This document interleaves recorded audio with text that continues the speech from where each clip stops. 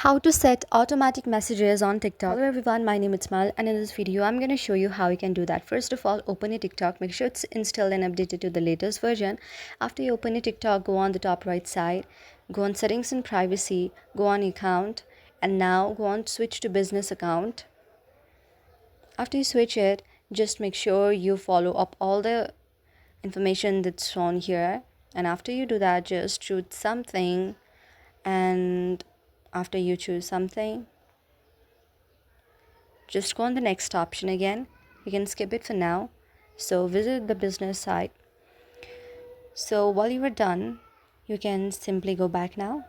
Again tap on the profile icon, again tap on this right here, go on the business option. Now go on the message center option. After you go on the message center option, you can just cross it for now. Now after you all potential customers to contact you, you can change the settings and it's keyword reply and welcome message. So whenever someone visits your profile and tries to send you message, a welcome message will be sent automatically and keyword reply as well.